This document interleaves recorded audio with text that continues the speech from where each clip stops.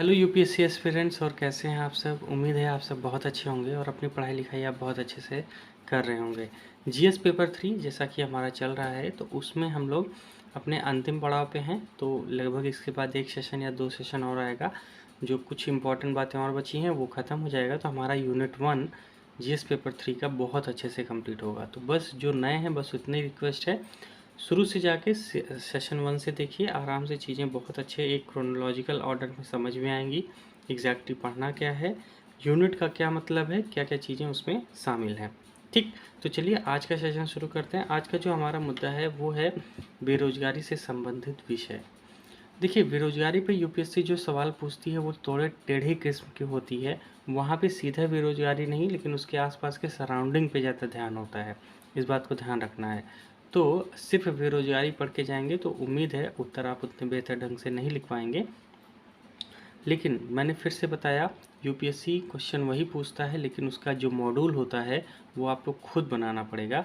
Answer writing का खुद ही आपको प्रैक्टिस करनी पड़ेगी, क्योंकि एग्जैक्टली होता क्या है, जो यूपीएससी क्वेश्चन पूछती है उसका जो क्वेश्चन का जो आंसर राइटिंग का जो तरीका होगा वो टोटली डिफरेंट होगा। रीज़न क्या है कि हर बार जो क्वेश्चन आते हैं वो एकदम पिछली बार से एकदम अलग होते हैं। इस वजह से ना थोड़ी सी दिक्कत आती है। चलिए आइए बात करते हैं। एक क्वेश्चन 2022 में आया है अभी जस्ट, 250 शब्दों में लिखने के लिए। काफ़ी बेहतरीन सवाल था। अब ऐसे सवाल को अगर आप टैकल कर पा रहे हैं बेरोजगारी पढ़ने के बाद, तो मुझे लगता है कि हाँ, आप सही ट्रैक में हैं। और अगर नहीं कर पा रहे हैं तो समस्या बढ़ेगी। फिर से कह रहा हूँ, सवाल आसान है, लेकिन पढ़ने के बाद आपको हो सकता है ये जड़ों से हिला दे, लगे कि ये क्या पूछ रहे हैं और क्या लिखना है। थोड़ा सा समस्या होगी, लेकिन जब एक बार आप समझ जाएंगे चीज़ों को तो बहुत आसान से इस क्वेश्चन का आप जवाब दे पाएंगे। क्वेश्चन क्या है देखिए, हाल के दिनों का आर्थिक विकास श्रम उत्पादकता में वृद्धि का कारण संभव हुआ है। इसका मतलब ये हुआ, जो आर्थिक विकास है वो कहीं ना कहीं श्रम उत्पादकता की वृद्धि के कारण है। क्या इस कथन को आप सही समझाएंगे? तो यही बात कहा गया है, इस कथन को समझाइए। यह कथन क्या है? ठीक, कि जो हाल के दिनों में जो आर्थिक विकास हुआ है उसमें श्रम उत्पादकता की वृद्धि के कारण हुआ है। ठीक है, तो इसको आप बताएंगे। तो लेकिन इसमें पॉजिटिव और निगेटिव दोनों बताना है, इस बात को ध्यान रखिएगा। आगे, ऐसे समृद्धि प्रतिरूप को प्रस्तावित कीजिए जो श्रम उत्पादकता से समझौता समझौता किए बिना अधिक रोजगार उत्पत्ति में सहायक हो। अब देखिए, यहाँ पे अधिक रोजगार की उत्पत्ति मतलब रोजगार ज़्यादा चाहिए, लेकिन श्रम उत्पादकता से समझौता नहीं चाहिए। लेकिन अगर आपको श्रम उत्पादकता ही नहीं पता है तो आप कैसे लिखोगे उत्तर को, ये बताइए, है ना। या आपको ये नहीं पता है कि आर्थिक विकास को श्रम उत्पादकता से कैसे जोड़ते हैं, या आर्थिक विकास को रोजगार से कैसे जोड़ते हैं। जब तक आपको ये डिटेल में चीज़ें नहीं पता और इंटरलिंकिंग नहीं पता, करंट अफेयर्स पे नहीं पता, तो आप एक नॉर्मल उत्तर लिखेंगे और मुझे लगता है उस पर आप कोई खास बेनिफिट मिलेगा नहीं। तो हमें कुछ ऐसी तैयारी ही करनी है। और लगातार मैं बार बार आपसे यही कह रहा हूँ, क्वेश्चंस यूपीएससी के दिखने में टफ होते हैं, लेकिन एग्जैक्टली जब आप थोड़ा सा ना, अगर आप डीप टॉक में कर चुके हैं, चीज़ों को अच्छे से कॉन्सेप्ट पे बिल्ड कर चुके हैं, तो मामला बहुत आसान होगा। एक बार इस क्वेश्चन को अगर आज का जो टॉपिक है हम पढ़ेंगे ना, उसके बाद ये देखना, ये क्वेश्चन आपको बहुत ईजी लगेगा। ठीक है, मैं बताऊंगा उत्तर कैसे लिखना है। बस ध्यान से क्या करना है, आपको चीज़ें बहुत डिटेल में डीप टॉक के साथ पढ़ाई करनी है। ठीक है, बस नोट्स शॉर्ट होंगे लेकिन अंडरस्टैंडिंग बहुत डीपेस्ट होगी, इस बात को ध्यान रखना है। तो चलिए बात करते हैं भारत में बेरोजगारी की। ध्यान रखिएगा, एक ऐसे मैप बना लीजिए, ये दर है 0-2, मतलब ये परसेंटेज में, और ये 2010 से लेकर 2022 तक क्या हाल रहा। तो आप बता सकते हैं 4 से लेकर 5% के बीच में 2015 और 2020 के बीच में, मतलब 2018-19 में बेरोजगारी दर काफ़ी कम थी, लेकिन उसके बाद लगातार बढ़ी है क्योंकि कोविड की सिचुएशन की वजह से। और इस समय लगभग 7.5% के आसपास क्या है, बेरोजगारी विद्यमान है। तो कहीं ना कहीं ये भारत के लिए चिंता की बात है। ठीक, तो ये डायग्राम आप अपने एग्ज़ाम में यूज कर सकते हैं, क्योंकि 2023 नज़दीक है, तो कोई दिक्कत आपको नहीं आएगी। हाँ, कुछ आगे पीछे होता है आर्थिक सर्वेक्षण में, तो हम लोग डायग्राम उस हिसाब से हल्का सा चेंज कर लेंगे। ठीक, तो ये मैंने कहाँ से उठाया है, आर्थिक सर्वेक्षण से ही उठाया है।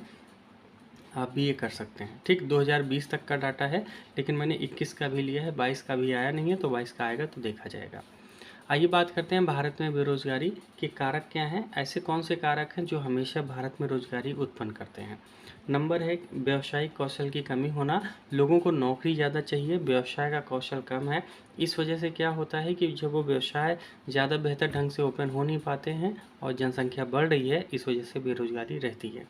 अगला पितृ सत्तात्मक समाज है, महिला को हतोत्साहित करता है और कहीं न कहीं जब महिला की भागीदारी नहीं रहेगी तो एक बहुत बड़ा तबका जो देश का है वो क्या करेगा, कहीं न कहीं बेरोजगारी मतलब रोजगार से दूर रहेगा, तो वो बेरोजगारी उत्पन्न करेगा। ठीक है, आगे बात करते हैं जनसंख्या का तीव्र वृद्धि। जैसा अभी डिस्कस किया हमने कि जनसंख्या लगातार तेजी से बढ़ रही है, इस वजह से भारत में बेरोजगारी ज़्यादा देखने को मिल रही है। आगे बात करते हैं अवसंरचना का अपर्याप्त विकास और विनिर्माण क्षेत्र में निवेश की कमी होना।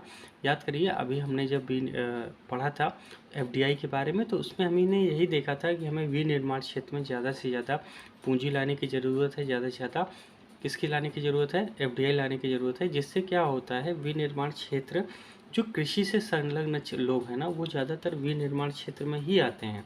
और कृषि में जानते हैं आप, तो ज़्यादातर लोग अनौपचारिक क्षेत्र से हैं, जिनकी प्रवृत्ति ऐसी होती है काम करो पैसा कमाओ बस, कौशल उतना बेहतर नहीं होता है, तो वो लोग विनिर्माण क्षेत्र में जाके कुछ ना कुछ काम पा जाते हैं। इसीलिए ज़रूरी है कि विनिर्माण क्षेत्र हमारा अच्छा हो। ठीक है, अगली बात करते हैं कृषि क्षेत्र में प्रच्छन्न बेरोजगारी। प्रच्छन्न बेरोजगारी का मतलब है अगर कृषि में 10 लोग का काम है लेकिन वहाँ काम 15 लोग कर रहे हैं। ठीक है, तो ये होता है प्रच्छन्न बेरोजगारी। आवश्यकता से ज़्यादा लोगों का काम करना ही प्रच्छन्न बेरोजगारी कहलाता है। तो कृषि में ऐसा देखा जाता है कि एक घर में कृषि में जितना उनके पास भूमि है उस हिसाब से 4 लोग ही वहाँ काम करें तो ठीक है, लेकिन पूरा परिवार लगा है, 8 से 10 लोग उसमें काम कर रहे हैं, तो कहीं ना कहीं ये प्रच्छन्न बेरोजगारी का ही कारण है। तो भारत में ऐसी बेरोजगारी बहुत ज़्यादा है। आगे बात करते हैं अर्थव्यवस्था की औपचारिक अनौपचारिक प्रवृत्ति। अनौपचारिक मतलब ऐसे लोग जो किसी संगठन संस्था या उससे नहीं जुड़े हैं, वो सिर्फ अपने काम, आज ये काम कर लिया कल ये कर लिया, उनका कोई फिक्स दायरा काम का नहीं होता है, जहाँ उनको बेनिफिट मिला बस वहीं काम करते हैं, तो इसे कहते हैं अनौपचारिक प्रवृत्ति। ठीक है, अगली बात करेंगे मांग में कमी, आर्थिक मंदी। जैसा कि आप जानते हैं कोविड के बाद जो भी सिचुएशन चल रही है उसमें मांग में काफ़ी गिरावट आई थी और आर्थिक मंदी, तो ये भी कहीं ना कहीं भारत में बेरोजगारी का कारण है। ध्यान रखिएगा ये जो कारक हैं पारंपरिक कारण हैं, तुरंत उठे हुए कारक नहीं है, ये भारत में हमेशा से यही स्थिति बनी हुई है।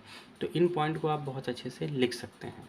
ठीक है, चलिए अब कुछ बातें ध्यान रखिएगा। डेटा क्या है, सबसे पहला अंतर्राष्ट्रीय श्रम संगठन आईएलओ के अनुसार भारत में बेरोजगारी दर वर्ष 2020 में बढ़ के 7.11%, याद करिए 7 देखिए 6 से ऊपर 7.11%, 3 दशकों में उच्चतम हो गई थी। कितनी हो गई थी, 3 दशकों में उच्चतम। आप देख रहे होंगे यहाँ पे कि 2020 में कहाँ पे हम पहुँच गए, 6-7 के आसपास। ठीक है, मतलब 7 के है ना, 6 तो ये पॉइंट हो गया, 7 तो 7 के आसपास है, जैसा कि यहाँ दिखा रहा है 7.11। और ये बात 2020 की है। हो सकता है हमारे एग्ज़ाम होने तक आईएलओ एक नया डेटा दे दे तो हम उसको यूज कर पाएंगे, इस बात को ध्यान रखना है आपको। आगे कोविड-19 से मिली सीख ने बेरोजगारी की समस्या से निपटने के लिए बहुआयामी रणनीति को तैयार किया जाना चाहिए। रीज़न क्या है कि जो कोविड-19 जब बीता उसके बाद जानते ही आप स्थितियां बहुत भयानक हो गई थी। रीज़न क्या था कि सभी उद्योग और संस्थाएं बंद थी, इस वजह से लोगों की छंटनी बहुत तेज़ी से हुई और बेरोजगारी समस्या बड़ी तेज़ी से बढ़ी। तो उसके लिए हमें जो रणनीति होनी चाहिए वो कैसी होनी चाहिए, एक तो आपका अल्पकालिक हो और दूसरी दीर्घकालिक हो। देखिए कभी कभी ना सिर्फ दीर्घकालिक उपाय पे काम करना कहीं ना कहीं थोड़ा सा दिक्कत हो जाती है, क्योंकि इसका रिजल्ट आने में समय लगता है, लेकिन लोगों के पास भाई समय कहाँ है, तो हमें अल्पकालिक उपाय भी देना जरूरी है। तो दोनों उपाय देखेंगे और आप एग्ज़ाम में जब भी आए तो आप दोनों उपाय लिख के आइएगा, बाकायदे से छोटा सा डायग्राम बना दीजिएगा, काम आपका हो जाएगा। ठीक है, अब देखिए जो अल्पकालिक उपाय है उसमें क्या होगा, शहरी रोजगार प्रायोगिक कार्यक्रम आरंभ किया जाना चाहिए। जो भी शहरी रोजगार, जो शहर में लोग आते हैं तो उनके लिए क्या हो, एक प्रायोगिक कार्यक्रम हो जिसमें वो आके अपने बारे में बताएं और उस हिसाब से क्या हो लोगों को क्या दिया जाए, रोजगार दिया जाए। ठीक, दूसरा बड़े उद्योगों के साथ साथ छोटे उद्योगों का संरक्षण करने की ज़रूरत है, क्योंकि छोटे उद्योग में लोग 10, 5, 20 ऐसे काम करते हैं, लेकिन वो लगातार उस उद्योग से जुड़े होते हैं और कहीं ना कहीं वो रोज़गार के लिए भटकते नहीं हैं। तो ये सबसे अच्छा काम हो सकता है अल्पकालिक उपाय के लिए, कि हमें छोटे छोटे जो उद्योग हैं उनका संरक्षण और बड़े उद्योग का संरक्षण तो ज़रूरी है ही, जिससे क्या होगा, अल्पकालिक रूप से और दीर्घकालिक रूप से दोनों से हमें फ़ायदा मिलेगा। जैसे अल्पकाल में क्या हो सकता है, बेरोजगारी भत्ता या बेरोजगारी बीमा से हम क्या कर सकते हैं, उनकी बेरोजगारी कहीं ना कहीं क्या कर सकते हैं, थोड़ा सा परिवर्तित कर सकते हैं और थोड़ा सा हम स्थिरता उनकी ज़िंदगी में ला सकते हैं। और अगली बात है पूंजी सुधार। देखिए, किसी भी व्यवसाय में पूंजी का सुधार होना बहुत ज़रूरी है, इसीलिए मुद्रा योजना लाई गई थी। तो आप यहाँ एग्जाम्पल लिख सकते हैं मुद्रा योजना। तो मुद्रा योजना के तहत क्या था कि जो भी छोटे छोटे उद्योग हैं उनको क्या करेंगे, हम लोन देंगे और लोन की वजह से उनकी पूंजी में सुधार होगा, जिससे बेरोजगारी बढ़ेगी, बेरोजगारी कम होगी, सॉरी, है ना, बेरोजगारी कम होगी, रोजगार बढ़ेगा।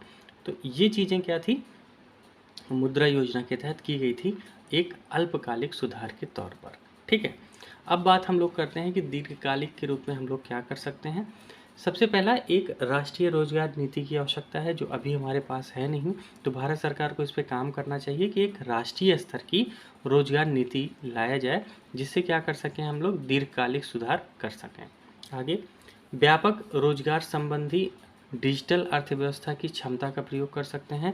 जैसा कि हम लोग जानते हैं कि आजकल पूरा युग क्या हो गया है, डिजिटलाइज हो गया है।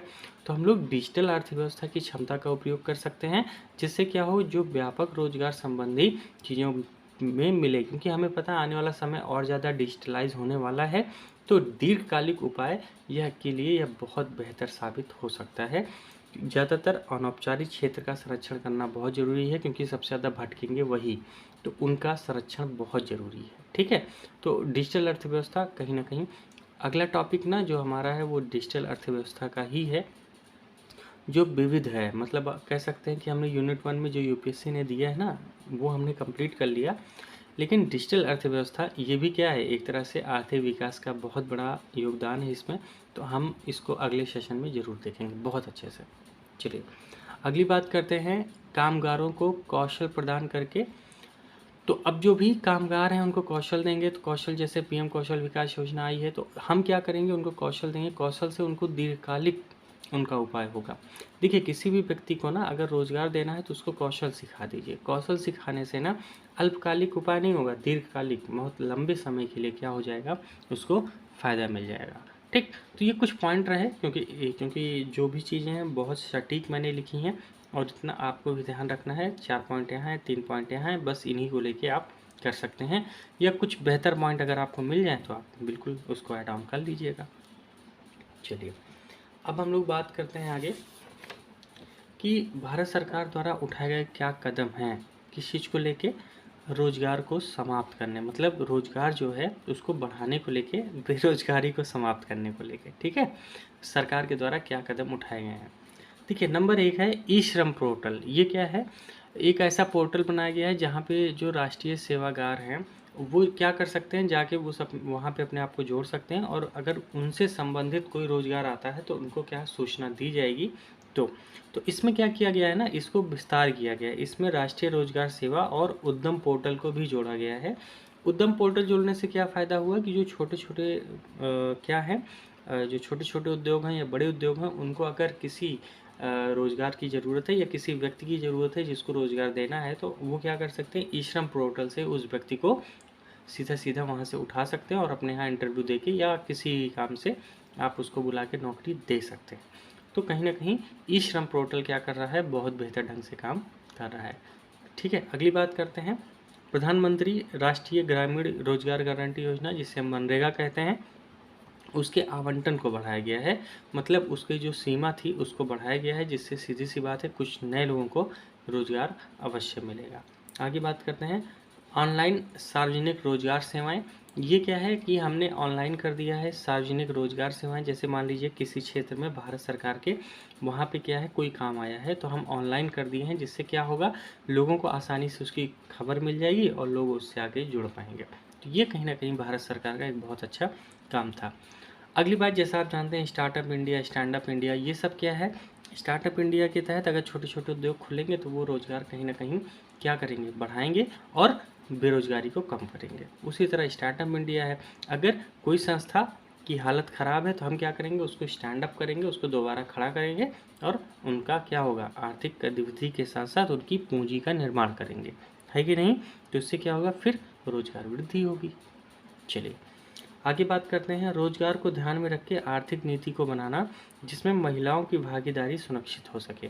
क्योंकि आप जानते हैं भारत में सबसे बड़ी समस्या यही है कि एक बहुत बड़ा तबका, लगभग 50% भारत की जनसंख्या का, वह क्या कर रहा है, उसमें से सिर्फ 15% 16% महिलाएं ही रोजगार में भागीदार हो पा रही हैं। तो कहीं ना कहीं इनको लाना जरूरी है। इसीलिए आर्थिक नीति हमारी ऐसी हो जिसमें महिलाओं की भागीदारी सुनिश्चित की जा सके। तो ये सरकार के द्वारा कदम उठाने की कोशिश की गई है। पीएम कौशल विकास योजना के तहत पुनः कौशल प्रदान करना शुरू किया गया है। तो इससे क्या होगा, कहीं ना कहीं रोजगार फिर से बढ़ेगा। सीधी सी बात है, कौशल आएगा तो रोजगार बढ़ेगा ही बढ़ेगा। आगे प्रधानमंत्री रोजगार योजना, 10 लाख रोजगार का लक्ष्य रखा गया है। तो ये भी कहीं ना कहीं भारत सरकार के द्वारा उठाए गए कदम ही हैं, जिससे क्या होगा, रोजगार बनाया जाएगा। ठीक है, चलिए आगे बात करते हैं पीएम दक्ष योजना। जैसा कि आप जानते हैं पीएम दक्ष योजना किसके लिए लाई गई थी, कमेंट बॉक्स में कमेंट जरूर कीजिएगा। काफ़ी लास्ट टाइम काफ़ी चर्चा में रहा था, सोचा गया था यूपीएससी क्वेश्चन पूछेगी लेकिन नहीं पूछा। बहुत ही छोटी सी स्कीम है लेकिन काफ़ी बेहतर स्कीम थी, तो आप बताइएगा ये किसके लिए है। आगे आजीविका और उद्यम हेतु सीमांत व्यक्तियों के लिए समर्थन स्माइल योजना लेकर आई गई थी भारत सरकार के द्वारा, कि जो उद्यम हेतु सीमांत व्यक्ति हैं उनको कैसे समर्थन दिया जाए, जिनकी आजीविका ही नहीं चल पा रही है तो उनको कैसे समर्थन दिया जाए, उनको रोजगार कैसे दिया जाए। तो स्माइल एक योजना थी, उसके तहत हमने ये काम किया था।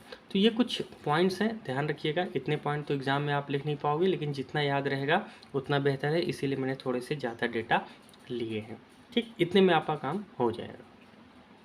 ठीक है, अब चलिए आगे बात करते हैं कि भैया बेरोजगारी का प्रकार क्या है और कितने प्रकार की बेरोजगारी होती है। कभी कभी ना यूपीएससी ये पूछ सकती है। 2000 अगर आप मैं बताऊँ 13 या 14 में एक सवाल आया था जिसमें सीधा पूछ लिया था भारत में बेरोजगारी के प्रकार क्या हैं। तो आप इन प्रकार को बता सकते हैं। सबसे पहला जो हमने देखा था अभी, प्रच्छन्न बेरोजगारी, ये क्या होती है, ध्यान से सुनिएगा। देखिए प्रच्छन्न बेरोजगारी, मैंने क्या बोला, कृषि में लोग 4 की ज़रूरत है लेकिन काम 8 लोग कर रहे हैं, तो मतलब आवश्यकता से अधिक रोजगार दिया जाना फिर छटनी करना।